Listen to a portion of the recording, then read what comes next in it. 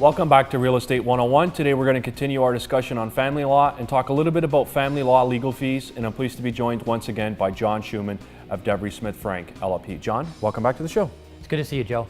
All right, John. So can family law lawyers handle a legal case or a family law case for a flat rate? Well, except for uncontested divorces, which is where everything's settled and all you're getting is divorced, which we do for $1,500, family lawyers cannot do it for a flat rate.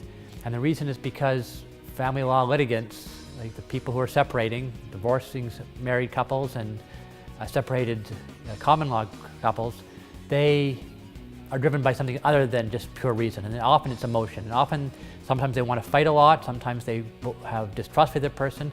They're not thinking about their case and what it's really worth to them. And they just want to go in and have a battle in court. And that costs a lot more. Okay, so what are some of the things that can increase the costs in a family law case?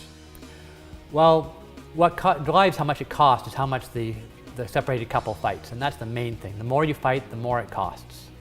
If you can choose a alternative to court instead of going to court, you can save yourself a lot of money because court in itself is very expensive. If you can work stuff out with the help of some lawyers and choose a process, either just negotiate an agreement to settle all your issues, or you can go to mediation or perhaps an arbitration or collaborative practice to work out things quickly and easily, you'll save yourself a lot of legal fees. But if you're going to have a big fight in court, it's going to cost you a lot of money. All right, so why is it that going to court can cost so much money? Well, court is the only process you can drag someone else into. You and your separated partner have to agree to do mediation, for example. But if your partner doesn't want to cooperate, just wants to stick their head in the sand, then you can drag them to court, you can force them to show up in a courtroom. And because you can force someone to be in court, court has a lot of procedural safeguards. There's a lot of things have to be served very formally. There's certain documents that have to be filed. You have to appear at certain times. And there are very formal documents that have to be filled out. And judges are very concerned about protecting both sides. And that means there's a lot of extra work involved in going to court. And there's a lot of extra time waiting for things to happen in court. And that drives up the cost several times more than any other option you have to resolve your issues. Okay, so you mentioned costs. Is there any such thing as a court order that may reimburse someone for their costs of going to court? In Canada, court works on a loser pay system, which means the winning party has their costs, the legal fees, paid by the losing party. Now there's an exception to that, and the biggest thing in family court is that judges want to see who's been the most reasonable. So if a person's acting crazy, that person can expect to pay the other side's costs. Or if that person is being really aggressive and fighting when they don't need to fight, they can expect to pay their spouse's costs. Now, a big way a judge decides who's reasonable is by looking at offers to settle. Judges want people to settle. Even if you're in court, judges want you to try to mediate or try to negotiate and try to settle things. And if you're not willing to do that, you're going to end up paying your spouse's costs. And that can be from paying a portion of your spouse's costs to every single dime they spent on their lawyer, which means you're paying your lawyer and their lawyer. Okay, so can you keep your legal fees down by going with a lawyer that charges a lower hourly rate? Well, as with a lot of things, you usually get what you pay for. Lawyers who have a higher hourly rate, they're often more experienced and they know how to settle cases quickly or deal with cases quickly. They also know how to get the best results. So when you've got a complicated issue, you may want a lawyer who's got a high hourly rate because they know how to deal with it. You don't want someone stumbling around and not being able to figure it out. Another consideration is that when you have a lawyer who really knows what they're doing, they will come up with a result, either they get you a court order or they'll get you an agreement that will stand the test of time. Because they've been around for a while, they know how things work out in the long run. And if your agreement or your court order stands the test of time, that means you're not going back to court and paying a lawyer again in the future. Right. So often going with a more expensive lawyer is a better choice to save money in the end.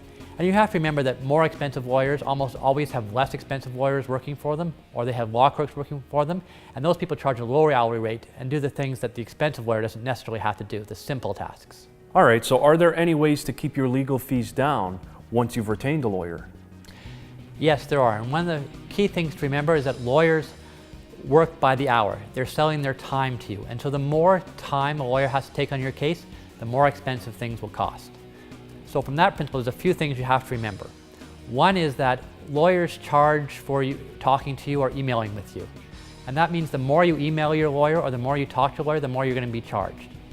And we see that a lot in family law, that people are separated, they really need someone to talk to.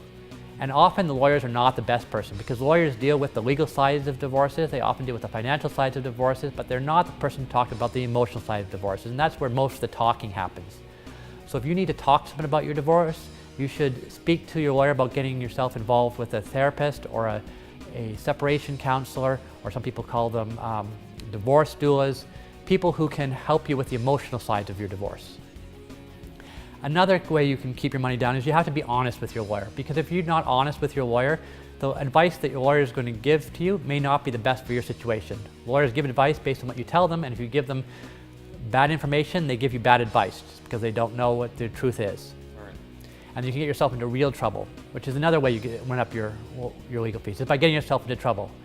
So if you don't listen to your lawyer's advice, if you go and you breach court orders or you break the law, if you do things that lawyers can see are stupid, and lawyers often, especially experienced lawyers, know when you're going to get yourself into trouble. If you don't listen to them, you're going to get yourself into a mess, and it costs much more money to get out of a mess than it does to avoid the mess in the future.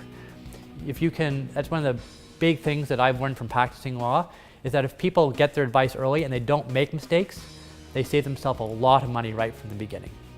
And obviously, there are some, if you can keep yourself organized and provide your information to lawyers in a way that is, intelligible and not just a crazy, chaotic barrage of information, then that helps keep your legal fees down. Because the more a lawyer has to look for information or try to find stuff or explore your life to find out the important legal parts of your case, the more it's going to cost you to have them do that.